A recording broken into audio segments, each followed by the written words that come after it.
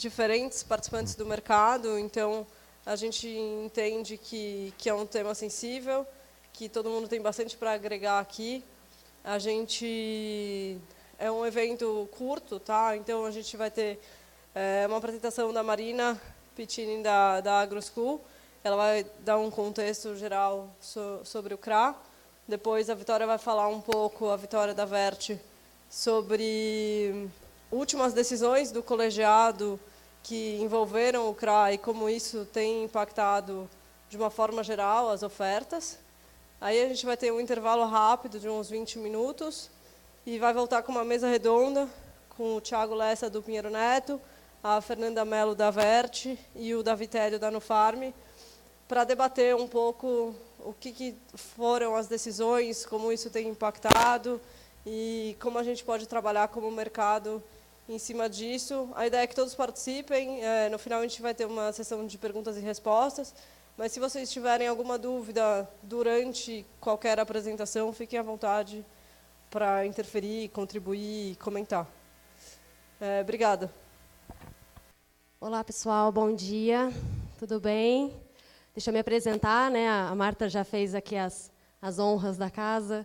Eu sou Marina Pittini, eu sou fundadora da AgroSchool.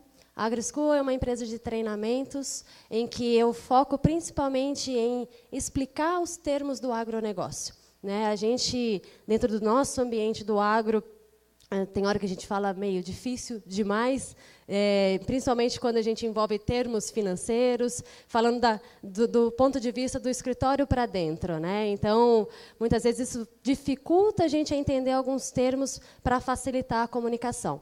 Então, eu criei, desde outubro do ano passado, um canal no YouTube em que eu semanalmente compartilho um termo, né? Vai desde informações de tradings, como o que é uma operação em Chicago, o que é uma operação de spread, o que é fazer hedge na bolsa, o que é a bolsa, qual que é a diferença de uma bolsa de valores com uma bolsa de mercados futuros, o que é um CRA, né, o que é o mercado de capitais, o que é o barter, tipos de garantias, hipoteca, CPR, penhor, alienação fiduciária, enfim, tem uma infinidade de termos lá que já foram apresentados.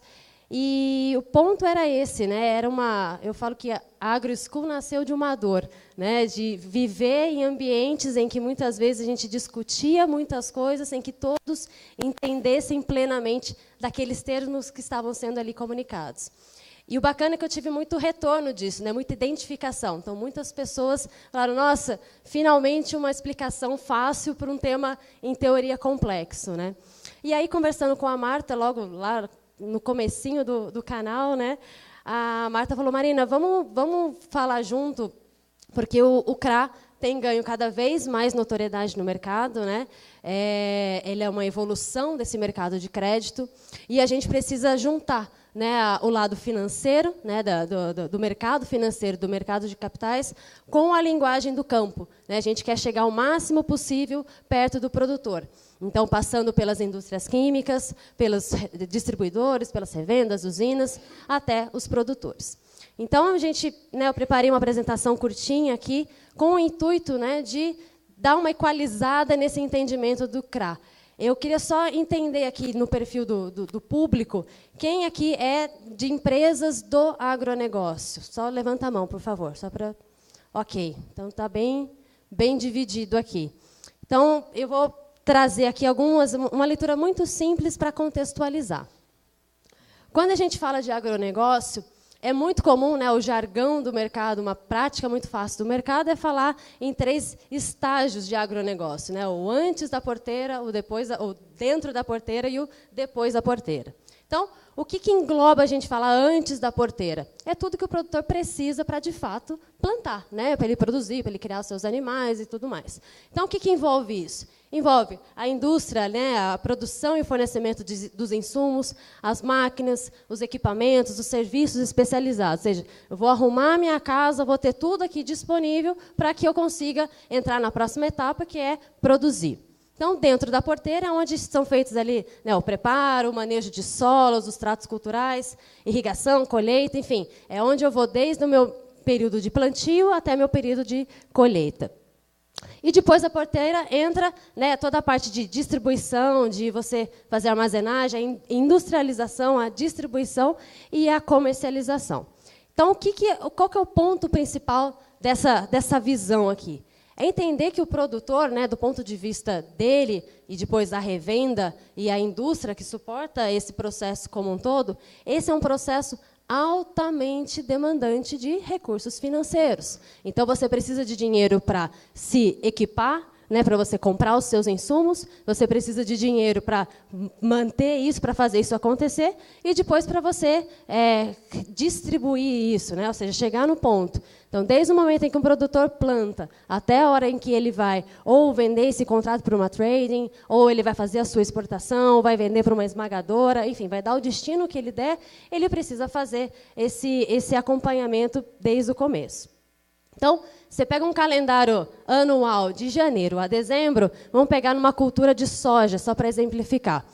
O produtor ele começa a plantar lá por agosto, setembro, né, mais ou menos é a janela do plantio dele. E quando é que ele vai colher? Ele vai colher aqui no primeiro semestre, aqui, quando ele vai, né, que entre até um pouquinho antes, né, fevereiro é quando ele começa a colher, dependendo aí da sua região. Então, ele tem uma necessidade de fluxo de caixa o ano todo e uma concentração de receita em alguns meses.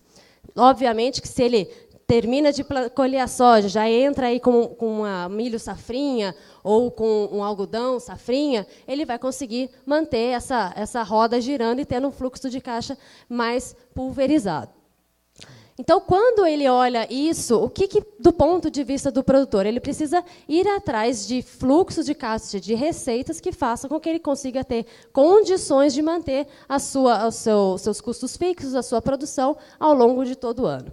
E quais são as alternativas que ele tem, né? Ele tem, basicamente, 3 frentes que o financiam esse processo como um todo. O primeiro deles é o processo através do governo, né? Ou seja, do Plano Safra. Só que, anualmente, esse Plano Safra ele é divulgado. Então, se o produtor quer fazer um plano de longo prazo, ele fica limitado em função de todo ano ele tem que esperar para saber qual que é o volume de recursos que vai ser disponibilizado, qual que vai ser a taxa, né, como que ele vai trabalhar com isso. Então, para fazer um planejamento de 3, 4, 5 anos, contando apenas com os recursos federais, né, os recursos públicos, fica muito limitado. A outra alternativa que ele tem são os bancos, né? Mas, até então, os bancos não eram competitivos nesse mercado. Agora, com a taxa Selic menor, eles passam a ser mais competitivos, porém, também não tinha muito perfil de assumir o risco do agronegócio. Então, também é um cenário que está em mudança. Então, tinha uma lacuna grande ali a ser preenchida, que foi justamente o mercado de capitais que preencheu isso. E quando que isso iniciou? Foi quando foram lançados os títulos, né, do agronegócio lá em 2004, pela Lei 11.056. Então, o que determina ali? O que foi esse marco? É como se o governo falasse assim, olha, eu não tenho condições de suprir toda a necessidade do mercado, desde o produtor pequeno até o mega produtor super profissionalizado. Então, mercado, seguinte, vamos dividir essa conta? Eu fico cuidando dos pequenos e dos médios, tenho recursos para isso, e vocês, mercado de capitais, vocês vão ter ferramentas, instrumentos financeiros que vão propiciar que você financie esses maiores produtores, esses produtores, indústrias e empresas do agronegócio que têm uma condição melhor. Para isso, ele deu alguns incentivos, né? Um desses incentivos é justamente a isenção de imposto de renda sobre, né, os rendimentos desse investimento. Então, quando a gente fala isso, esses títulos eles foram lançados, né, como eu comentei, lá em 2004, porém, nos últimos anos é que a gente vê a rampagem, de fato, desse volume, né, chegando aqui nesses 13 bilhões, que foi aqui o realizado em 2017. Então, em linhas gerais, a gente está falando aqui de emissões, né, desses títulos de crédito do agronegócio, para que o produtor, as revendas, os elos da cadeia do agronegócio tenham outras formas de conseguir financiamentos, de conseguirem recursos, que não dependam exclusivamente do governo e nem apenas de bancos e outras fontes de financiamento nesse sentido. Ok?